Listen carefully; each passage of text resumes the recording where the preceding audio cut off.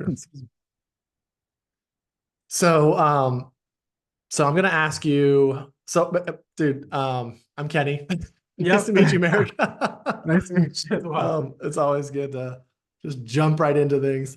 But I am 36 years old. Like I said, done 8 episodes on this podcast. I've been in real estate for about 5, 6 years.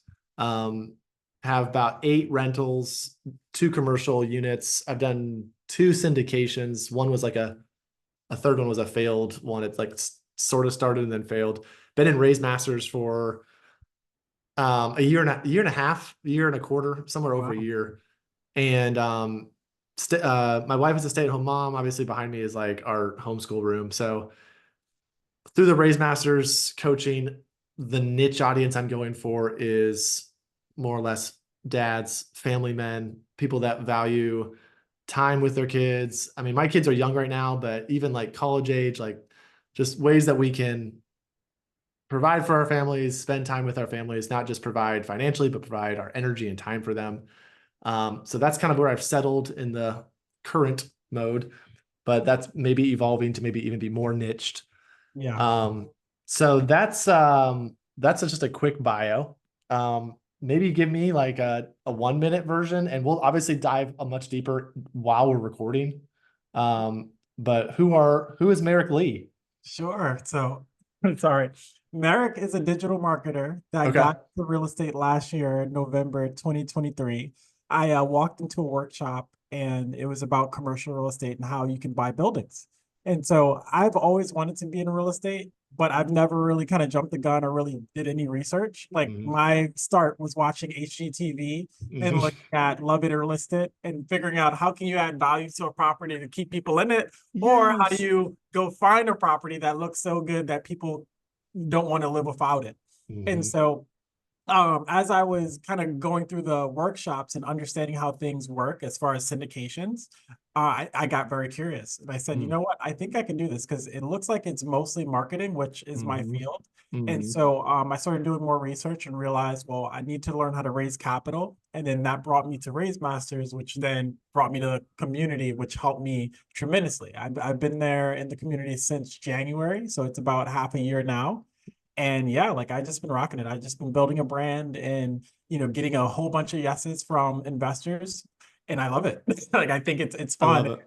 Yeah, it's brand new. Again, it's brand new world for me. I'm very comfortable in the digital marketing space. I Mhm. work for a tree company. That's my W-2. Love it, not leaving anytime soon. But I love this real estate side, being able to build passive income on the side, especially Mhm. as a dad, where there's so many programs. Like I have, my son's mom who's asking me, hey, we want to put him in soccer camp. We want to put him in this baseball league. He's Mhm. in like his whole summer camp right now. All of that Mhm. comes with an expense or a Mhm. cost. And Mhm. I don't like to say no. So I like to figure out ways of how can I generate more income. And I think that Okay. for the future, passive income is for sure the way. And Mhm. that's where this real estate business comes in. Well said. That's awesome, dude. Um, we'll dive again deeper here just when we launch or start here. You said tree company, so like tree cutting, like tree, like that kind of tree company. Okay, Like tree yeah, care. like tree Yeah. care. Okay, I have a landscaping back. I worked 9.5 years in a landscaping company. We had a tree division. I was more or less a customer service sales type of role, like with meeting with clients. So we share a little bit of the outdoor industry in that Wow. way. So, Yeah. and you're like, I'm not planning on leaving anytime soon. It's not the end of like, you're not like anti tree job. Not It's at something all. that you enjoy doing. And then marketing has also been, I mean, I would say that's very different than trees, but like it fits into your, I guess, thrive zone and your comfort area. Yeah, so I Right. do marketing for the tree company. So Got it. yeah, so it just works well together. So and I've been doing that off and on for 11 years. Okay. So, that's just home for me. Like, and I Got love it. who I work for. Like the company's great. The people that I work with are awesome. Like, as you Yes. know, tree people or outdoorsy people are very down to earth.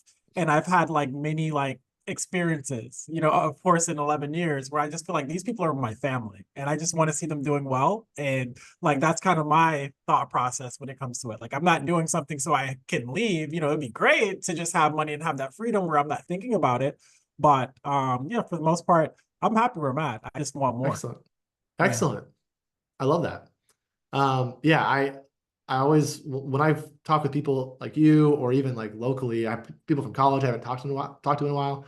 I always try to be like, "Are you happy right now? Like, Yeah. how's life going?" And if they're like, "Well, it's Monday, it's another day of the Mondays," and I try to like, well, what are some ways you can? So your answer is basically like, I'm choosing what I'm doing. I love this. I have a family here at this place. 11 years is a long time to invest with people. Yep. So they probably love you there, and you probably love them there. So it's all good. Yeah, it's definitely mutual. At least Great. I think so. Unless I don't know something, I No, that's feel great, like it's man. very mutually. Yeah, when I think of Mondays and like Fridays, like, of course we're working, but when you love what you do, honestly, it doesn't feel like work. And I No, can tell you for sure, like I don't feel that's like you. I'm working all the time. Like I can work from, 8 a.m. all the way to like 7 p.m. and not Yeah, really think about it too much, especially on right. projects that I love doing. And so this to me, like the real estate syndication is just another project. Like it's just the same thing. We're making automations, we're doing emails, we're doing website design. Like I'm a web developer by trade too. So all of this kind of works well together. And then me making the tree care, company money to me is like the analogy is like making an investor money. So it's like, I make people money for a living and that's totally fine. I love that. I'm gonna move this one thing behind me one second. And Yeah, then yeah, sure. We're all learning. We're all making it better. And I love it. I love implementation and making things better as we go. Like that's cool. And I'm okay, 37, by the way. I didn't say my cool. age, but All right, just and turned 38. Sorry, just turned 38 in April. I forgot about that. Whoa. excellent, dude, young man. No. I'm 36. Did you have a light bulb or not a light bulb, lightning bolt or aha or like weird, not midlife crisis, but when you hit 30, was there something that was just like, I'm now 30? Was that a big deal for you or not really? Not really. Okay. It felt, let me go back. So when I was in college and I was like around 21, I want to say, I went to Outback with my friends. And I remember seeing a group of people that were much older than us, and they were celebrating their friend's 30th birthday. And I remember at that moment, I was just like, whoa, they're old. Right. I remember sitting there saying, whoa, they're getting drinks, they're much, very professional, they're mature. And I was just like, whoa, those guys are old. One day that's going to be me celebrating with my old friends that I'm 30. And Yes. then when I turned 30, I still felt like I was 20, whatever. So, like, it was weird back then when I was Right. younger to think Right. that way. But once I turned 30, it didn't feel like anything. Got it. No, that was a turning point for me. So I like to ask people. I mean, and for me, I was unhappy in my like walk of life at like my late 20s. So 30 was like there was more of a like you have got to be ready for this like shift.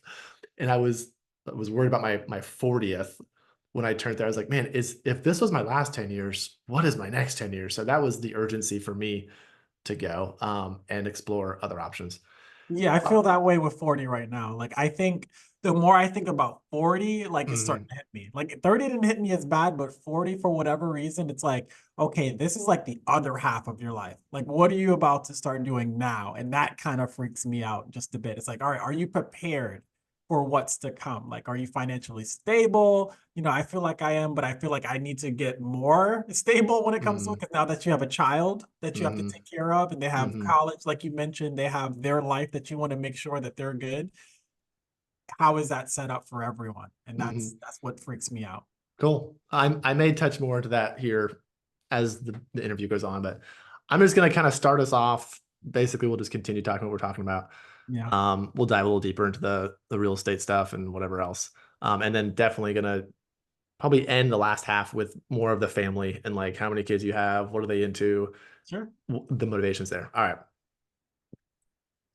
Merrick, what's up, buddy? How are you doing? I'm doing great. How are you, sir? Good. Thanks so much for being with us today. We have Merrick Lee here, and I'm excited to just get to know Merrick a little bit better through this conversation. He has been a ball of sunshine before the recording has started. So, Merrick, tell the audience what you've been up to. Tell us a little bit about your background and a little bit about the family life. Sure, awesome. So thank you for having me on. This is awesome. I've been looking forward to this for a few weeks now. But Merrily everyone, I started Love Capital Partners, which is a real estate syndication back in November 2023. I just started, learning about real estate. Is something that I've always wanted to do, but never really had the kind of the push to actually go there. My trade is digital marketing. I've been doing that for over 11 years. If you look up coolest guy on the internet, if you Google that, you actually get me. So, I love saying that, especially if I'm at a bar. It was really for fun. I've learned from my friend, my first college roommate. His name is Brian Delaney, and he helped me kind of get into the digital marketing realm because I couldn't find a job when I was coming out of school, and I worked for him for a few months before. And so after learning from him, I got pretty good. Coolest guy on the internet. Try it. And I ended up getting different contracts, and then I ended up getting my job that I'm working at right now for 11 years because of my skills in digital marketing. But eventually I wrote, like, again, I wanted to be in real estate. And so I'm not transitioning, let's say. I'm just adding that to my skill set and adding that to, what I would want to do, because I learned the power of passive income. And especially if you're a dad or you're a parent, and you probably see the cost coming up. Like, you might have tuition, you might have sports camp, you might have these different activities that you want your kids to be a part of. And sometimes the thing that holds you back is not that you don't want them to do it, it's really just the cost side of it. I realized that with passive income, especially if you're able to multiply it over and over again, you're able to kind of remove the no and just start focusing on, do I really want to do this or not, versus looking at the cost. And so, yeah, that's pretty much me.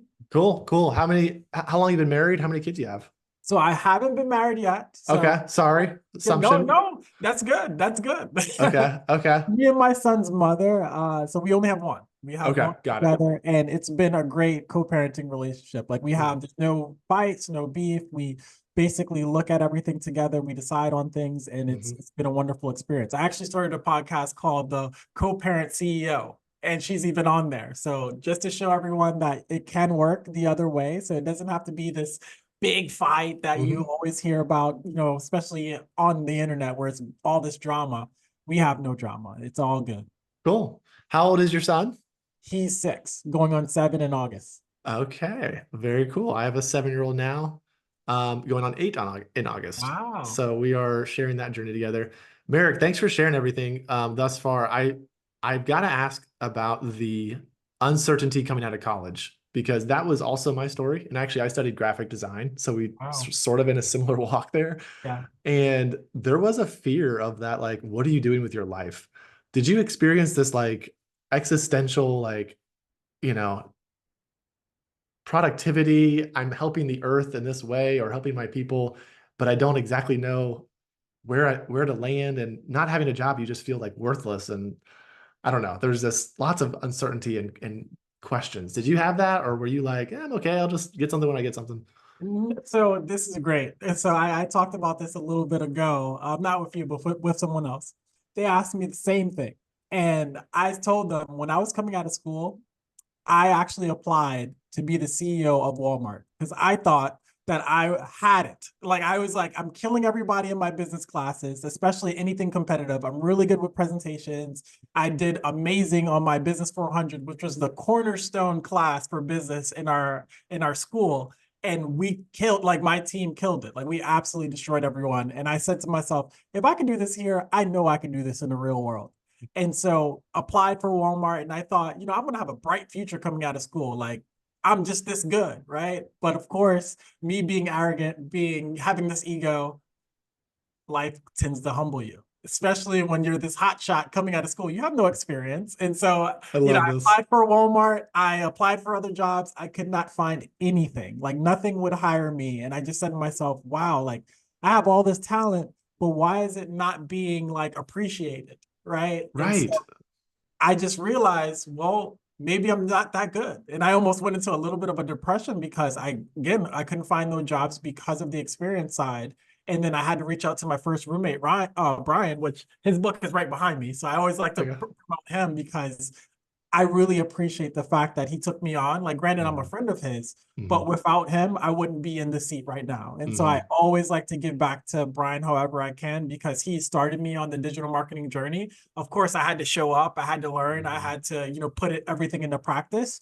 But at the end of the day, like I always will be thankful for anyone that gives me an opportunity to better myself. And he did that for me. And then now, we've been rocking it. Now we can probably apply for that CEO position of Walmart. Still won't get it, but I at least appreciate where I'm at now. Man, I don't know anyone else that number one is the coolest guy on the internet. Number two has applied for the CEO of Walmart. So this is a lot of good first. I feel honored to just be sitting with you, Merrick. Let me okay, so Brian was a huge integral part, and I just had a conversation yesterday with one of my private money lenders who I was nothing in regards to real estate. I had an idea of buying real estate. That was my track record thus far. Wow. And I was telling this was my friend's dad, so there was a connection there. He knew my character. He knew me. I was good friends with his son. But he gave me $130,000 in like a span of 3 months because of these deals that I had found and my drive and hunger to get started. And he is still an investor with me today. But those people early on who took risks on you or gave you their time or said, okay, you need to show up. Like you need to follow through. I'm not just going to give you this silver platter of success and opportunity. Like you still need to perform. Those people are so integral in our lives, aren't they? Yeah, I agree. Like, and sometimes that goes unnoticed. Sometimes that person that invested with you or just took a chance on you when they didn't have to, some people take advantage of that. I don't. Like I say to myself, you know what? If a person is willing to give me an opportunity, whether if it's a good opportunity or not, just be thankful for that. Like be thankful for that person and of course do right by them as best as you can. Even if it's like, if they're going to give you $130,000, it's really on you to make sure that it's worth it for them. Hmm. Like if Hmm. that deal is going to give them the return that you need, you should do your due Hmm. diligence. You should Hmm. basically treat it like it's your child in a way. Hmm. And that's how I look at it. It's like if you invest with me, if you're investing, let's say this time, and I think I told you before, like whatever podcast I'm on, wherever I'm at, if you're willing to even give me this opportunity, I want to be able to play it back to you. I want to be able to share it as well. I don't want to be that person that just takes advantage of such an opportunity and you get nothing out of it. Like I want Hmm. to make sure that we're partners when it comes to things, and then I can also give you that value add right back to you. That is such a refreshing way to hear somebody value. I mean, you're valuing obviously time. That's probably number one. And then there's trust. And then there's just like there's reciprocity. Like, hey, I understand what you're giving up. I want to make sure I'm delivering as well. And if you take that mindset into, I mean, marriage, relationships, fatherhood, business, obviously working with investors, like, dude, you'll be golden. That's Yeah. awesome. No, you're right. You know And what? and, You're and that's right. just And I treating people. I mean, the golden commandment is, love others as you would want to be loved. And exactly. that's what we're talking about. That's exactly right. Like, and that I've noticed that in other aspects of my life. Like, for example, we talked about parenting, right? Mhm. You felt like I was married, but I'm not. But the funny thing is, everyone that sees me and my son's mom thinks we're married. Mhm. Why? Because we both understand together that we're both partners, right? Mhm. And there's that, you're helping me, I'm helping you. Mhm. And and then when you kind of look at it that way, when you're partners and you just want to add value to another person's life, Mhm. that's kind of how I came into it, where I was like, you know what? This is probably not a situation that most people would want to be in, right? But if I can kind of set my side, like put myself to the side and say, okay, how can I love her the best way I can? Like, how can I improve her life? How can I improve this situation the best I can? Not knowing what can happen to me.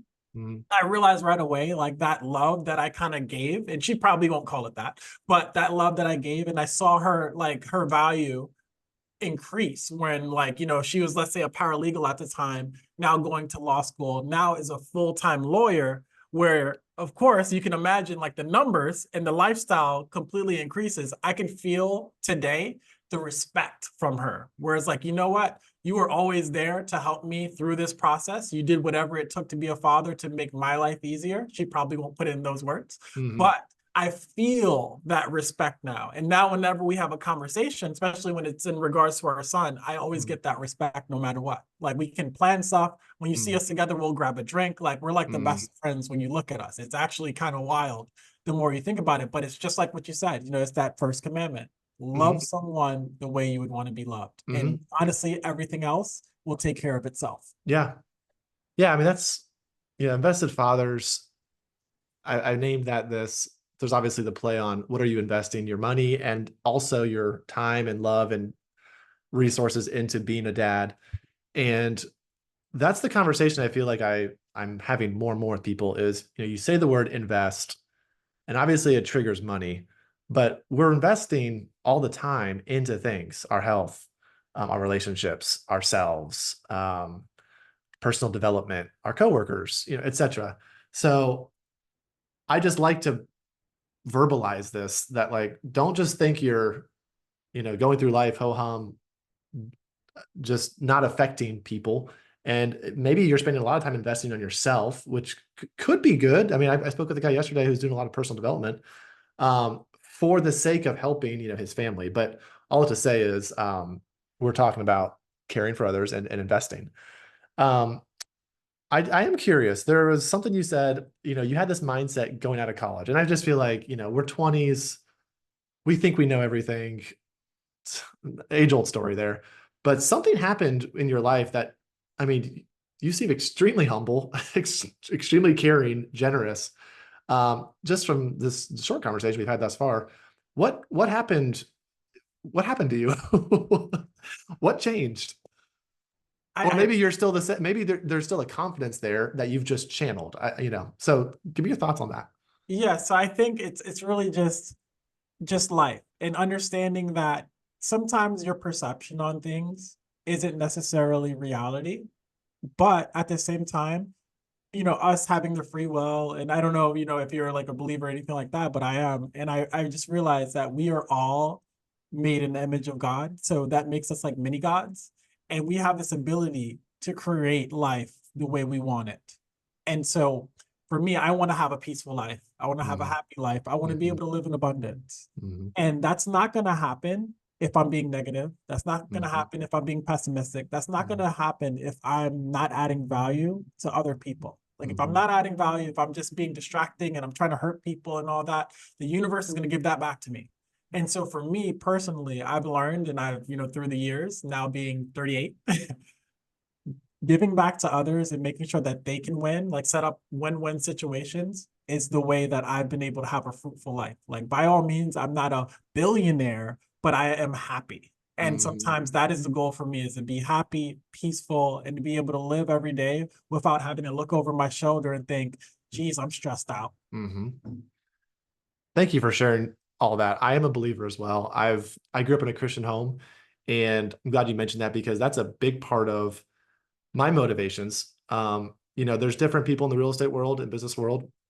They have different faiths, and even obviously fathers. I speak with people who say, my kid is my everything. I'm doing everything because of him, and he dictates he is my like main motivation in going to work and working hard.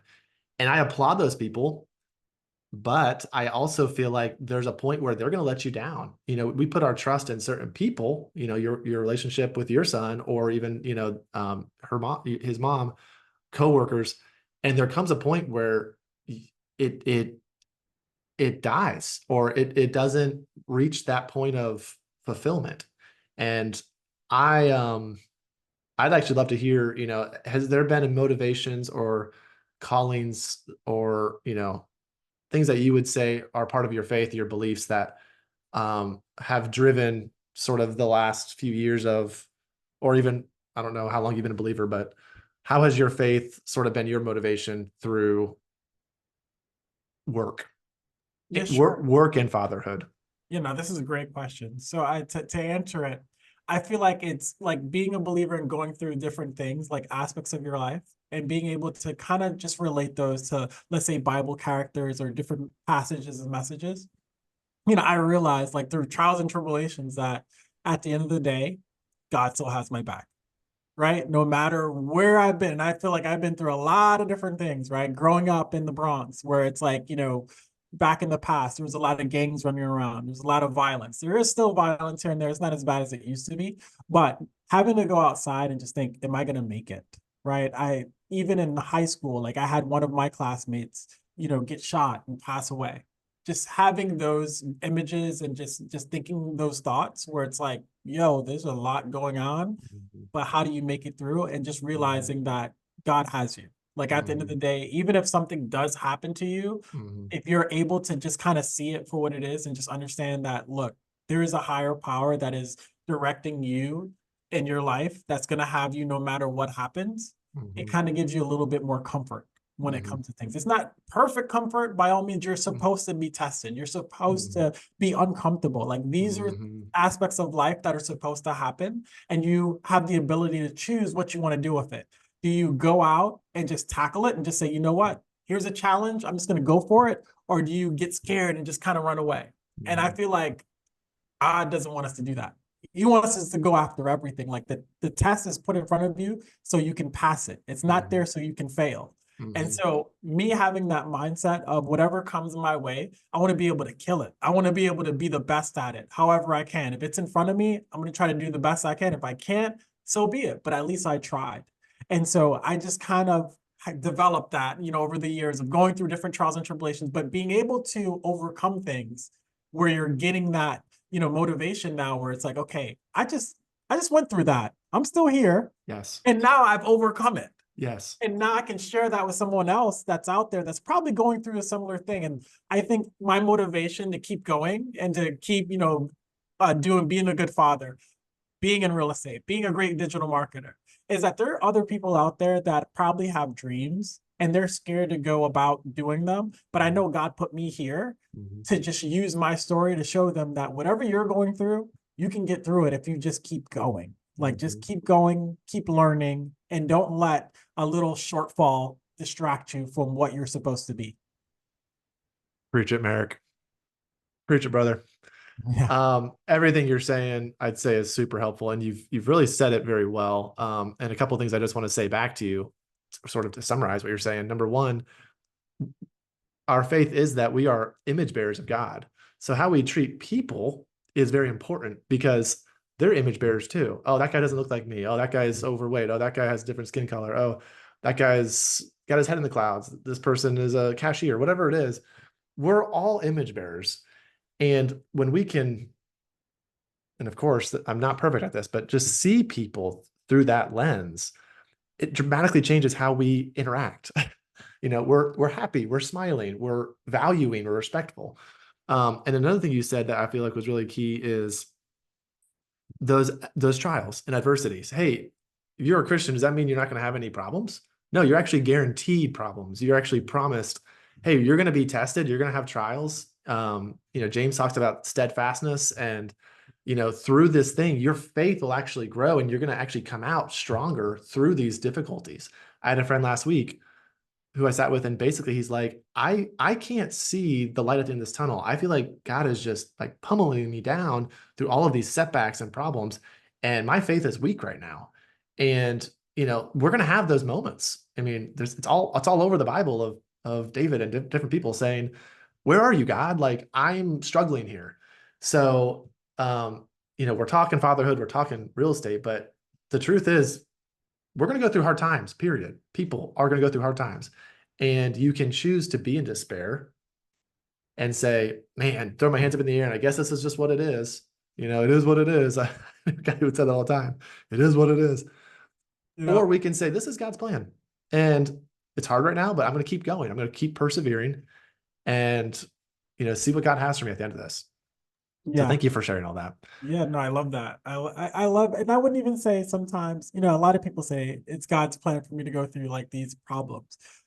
What if it's not? What if you're just going through problems because somebody else is putting you through it, and it's not necessarily God? What I would say to that for that person, because sometimes it happens, and I hear it all the time, is I would say God has given you the ability to overcome it no matter what.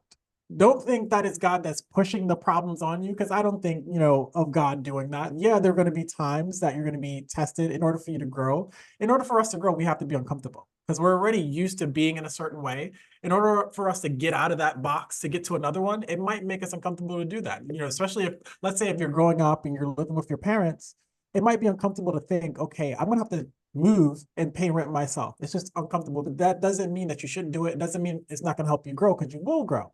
So I would say, there's a better, I shouldn't say better, but there's another way of thinking about it. And I would just say, look, God has given you all the tools you need in order to overcome any obstacle you're faced, because we're never going to go through something that we can't get over.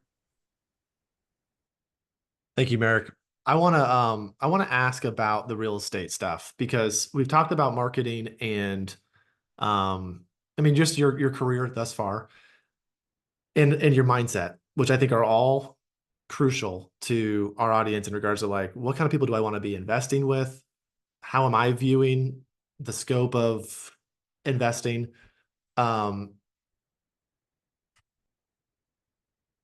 the um, I guess when you started, what, 2 years ago, like you're fresh. I think there's a lot of people listening who are trying to get into real estate, trying to find that way to rather get passive income. I know that's a buzzword, passive income, but they're stuck. What have you been able to sort of push through in those barriers? You mentioned the mastermind group we're a part of. That might have been a huge tick. But what steps have you taken to get into real estate, and what are you doing right now in the real estate world? Sure, great question. So I think when you are starting anything, the thing that you should always do is seek knowledge. And there's different ways you can go about that. For me, when I started, let's say, I'm going to get back to real estate. But when I started digital marketing, of course, I had to go to my friend Brian, who was my mentor that showed me the way of how to do this. Eventually, I wanted to go into building websites. So I went to YouTube, I started reading books, I started just getting more knowledgeable. I did the same thing when I wanted to learn how to build apps. I read a lot of books, watched a lot of videos, put it into practice. And so now, if you start thinking about it, when it comes to real estate, I realized right away the model is there. If you're just starting out and you don't know, hey, I don't know how to do this, that's not an excuse to not do it. What you should be doing is seeking the knowledge. And there's many ways that you can go ahead and do that. You can go on YouTube and start looking at different videos for free. You can go ahead and download those books that talked about whichever real estate you're curious about. I say just dive into it. Dive into Airbnb, dive into commercial real estate, dive into single family homes. Just really start building up your knowledge. And what you can do, and I think this is the most important thing, and this is what me and Kenny are doing, is being able to be a part of a mastermind where you have mentors that are doing it. It's always better to learn from people that are already doing it, because then the transfer of knowledge is so much more easier. And for me personally, it's been extremely helpful, because when I'm just kind of stuck, you might read a book and then it's like, all right, I don't really understand this, but I don't have anyone that can explain it to me.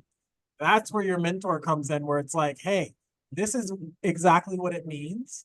And you can go about it this way or that way. And then you can have these calls. Like I normally have a call, I want to say every 2 weeks with a different mentor, where I'm just talking about commercial real estate and really understanding the ins and outs of the deal, understanding how things work.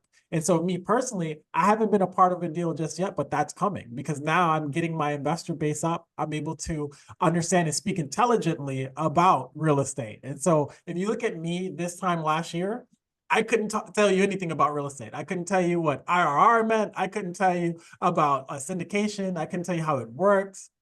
Now it's a different conversation. And now I'm able to help others be a part of deals and make money. And I think that was probably the best part of it, is being able to add value to people that I normally wouldn't have, had I not taken that step to be a part of the knowledge base and get a mentor. Great answer, Merrick, and that really helps me out. You have amazing drive to take action, but not foolishly. Like you're not just like jumping out and gambling. Like you talked about the knowledge, and it seems like you were just like loving the scholar hat of like, I mean, and you're curious. You mentioned like 5 different things, I think, in regards to what you've been studying. And you're right, the information is out there. We're in the information age. There's no lack of information. Books, someone has done what you want to do already. And they've written 5 books on it that you can Google and have read to you while you're eating and driving. But no one's doing things, or very few are taking that step into it. So, and real estate, I've said this in my origin story. Real estate was never the end goal for me. It wasn't like, oh, I need real estate. Real estate is like this pinnacle of fulfillment and identity. I love real estate. I love learning about it. It is it's something I do love, but it's why do I love real estate? It's the benefits of real estate. It's that passive income we're talking about. anyone listening today, it's like, well, I really just love my trucking company. I just love I don't know what else you're investing into, but like building websites, whatever it is. This isn't like you're stupid because you're not doing real estate. Real estate's a great vehicle, but it's that mindset, it's that taking action, and it's that learning and developing. And then it's those benefits that can change our lives, I feel. Um, so anything to add to Yeah, that? absolutely. No, absolutely. So like, for the audience that are listening to this or watching, when we are talking about passive income, I want you to think about it in another way. And so we're dads. And me personally, as a father, my son swims, he plays baseball, he plays soccer, he's in summer camp for the summer, and we like to take vacations. Now, all of those things cost money, cost real money, right? And at the end of the day, do you want to be that parent you might be, and I've been there, where I have to say no to things, not because I didn't want to do them, but because of the cost factor, because maybe it was too much, it's not in the budget, all of those things. And so one of the other reasons why I love real estate so much and the passive income side is being able to have now the ability to use that income as a tool so I don't have to say no because of the cost. Now I say no because I don't want to do it versus I can't do it. Mhm. And so I would leave that to the audience. I want you to think about that, when you're pondering about real estate, when you're pondering about anything. Like if you want to go out and learn how to do a new skill, just think to yourself, what is this value that's going to be added to my life after I learn this skill? Like what is it going to be? And is it something that is worth, the work to do it? Yes. Another add-on to that thought is there's a lot of people out there that are doing just fine financially. They don't need us to invest with us. They don't need to make another, $1 million. But there's something in their life that they maybe are wishing they had, but there's not a huge why of just like, well, I think I can just keep going where I'm at. Have you experienced any of that? I mean, I or had conversations with people where the why wasn't big enough. For me, I was struggling with getting up early. My son was waking me up at 7:15 every day.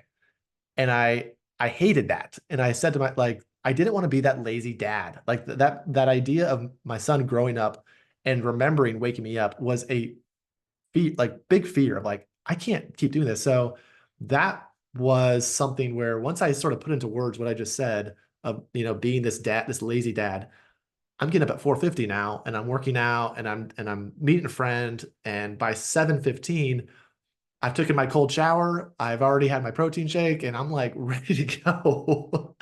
And he's, up six.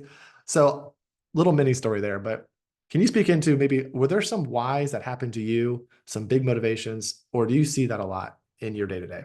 I see it a lot, but to be personal with me, it all started like my first why that I ever had developed was in sixth grade. And I was in computer class, and my teacher looks around the class and he says, anyone here that doesn't have two parents in their home is most likely going to be a failure, right? And I sat there because my parents weren't together. I'm living with my mother. My father is living in Jamaica at the time. And I just said to myself, wow, I'm about to be a failure. Like, and there's like nothing I can do about it. And so there were other kids, there's probably two or three kids out of a class of, I want to say 20, that also had the situation that I had, where it's like our parents aren't together. So I'm looking around, I'm like, wait, so we're supposed to be failures? Like, that's it? Like, that's that, hey, surprise, your life is over. And I kind of took that personal. And I said to Oh, of myself, course. you know what? There's no way like you don't know everything. And I feel like I have the abilities to do whatever I want. My mother's always told me that I can be whatever I wanted in my life. So has multiple people in my family. And I will be exactly that. And so I kind of took that with me into high school, into college. When I went to college for business and aviation. I was able to fly planes while, going to business school. Eventually I said I don't want to be a pilot because I didn't when one of the alumni guys came back and he told me he was making 35,000, my school was around 40. The numbers didn't make sense. So I just said, you know what? Thanks. I almost got my pilot's license before my driver's, but I was like, you know what? This was a great experience. I'm going to go into business because I feel like that's where I belong. And so, there is that. But then that's always been a driver for me, even in any time that I feel like I can't do something, even today. Like if I feel like, even with like real estate syndication, digital marketing, website, apps, whatever it is, I look back at sixth grade and I look back Wow. at that teacher telling me that I'm supposed to be a failure. And I realize that if I don't perform, or if I don't learn, or if I don't keep getting better and keep going and striving, he's right. Wow. Dude, sixth grade, what a turning point. And when you first said that story, I'm thinking, what an awful teacher to put this seed of worthlessness into people that you have, like you said, I have no control over this. This was the cards I was dealt. I don't have two parents at home. But at the same time, I'm so thankful for that teacher because that was a wake-up call. You could have taken that, like I said, just like go cry in the corner. It's been like, man, my life's gonna just be, a failure. But you've used that conversation, that moment to just push you, man. I love that. Um, Yeah. and I'll touch on one more thing. In light of having not two parents at home, when you think of your dad or the things that you learned from him or have received from him or just that fatherly idea, how has that shaped you into being the dad you are today, negative or positive? Oh, that's a great question. I love this question. So for me, having my dad move back to Jamaica, so he was here in America and we all lived in New York. And so he moved back to Jamaica for a little bit, where he's from, him and the family. And I only would see my father once a year. And I would be flown down to Jamaica and spend my summers there. So you can imagine the rest of the year, me growing up to, I want to say it was probably seven. I think this happened. I was around 7 years old, all the way to about 18. Mm. I only saw my father during the summertime, face to face. Like he would call me, we would talk. But as anyone that's listening to this, if you are either a child or you're a parent, that's not enough time, either way. And I would say that it made me very bitter, because as I'm going through life, as you can imagine, as a teenager, trying to figure out school, trying to figure out girls, trying to figure out just so many different aspects of just life, and not having your father there to rely on, it made me not really understand things as much. But once I became like an adult and I started looking back, it made me extremely better. It made me realize, Mm. especially going to college, and I got to see and make friends with people that had their father there. And Mhm. then I saw their fathers coming to visit them in college, Mhm. being there to help them unload the car, Mhm. being there to buy furniture or whatever. And here I am, just like kind of on my own.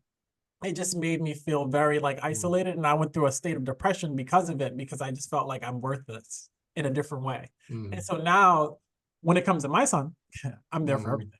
I'm Mhm. there commencement. I'm there for, if I can be there for the first day of school, I'm there. Every sport I'm there for just about everything. And whenever I have, let's say, a girlfriend, or if I bring someone in, I let them know right away that under any circumstance, I'm always going to be there for my son. There is nothing that is going to stop me Mhm. from being there and giving him the time that he needs. If he calls me, even today, like if he calls me right now, I will answer. I will stop this and answer the phone, just because, Right. I want to be that father, because I didn't have that, Right. Now, thanks for sharing all that, Eric. Yeah,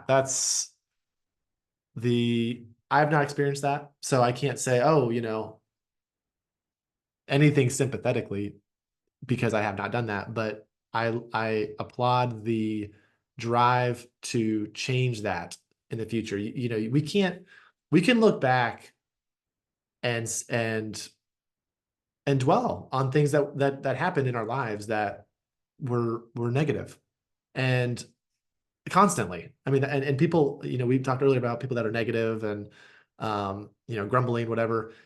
And that is a choice that we can make, or we can choose to say, you know what, this is what happened. I'm not going to let this happen again, or I'm going to change the present or change this life with me.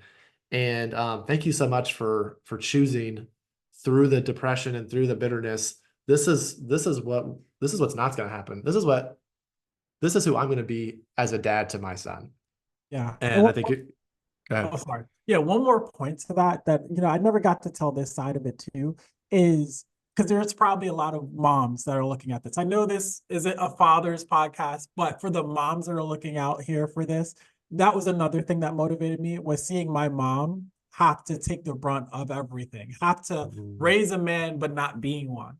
And so that's another motivation for me when it comes to my child and his mother, is just understanding that for her, I need to be as supportive as possible, because my Mhm. dad wasn't as supportive to my mom Mhm. that as I am now to, Mika, who's my Mhm. son's mother. And Mhm. so I think, like, as dads, like, we need to understand that moms have it hard too, Mhm. regardless if you're with her or not. And you should be that partner to put her in a better position. Make sure that you're having a win-win situation. If you're a dad, or if you're a guy, you're a Christian, you should be a leader, lead your Mhm. household Mhm. regardless of, the fact, and, keep on moving and keep on grooving. But yeah, that's kind of how I feel about that. I just want to drop that because I just feel like, a lot of women out there kind of go unnoticed, like, their efforts. And me being raised by a single mother, like, I have so much respect for single mothers out there. And I think that they deserve a lot more credit than what they get sometimes, And so, yeah, I want to be kind of that person to give it to them and just say thank you.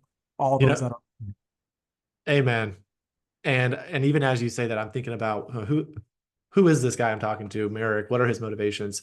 We got the dad card that wasn't there, and you want to be a good dad to your, better dad to your son. The mom card, you're working for your mom too. Like, she poured so much into you. She invested her life into you being a single mom, and how much harder that is not having a teammate there.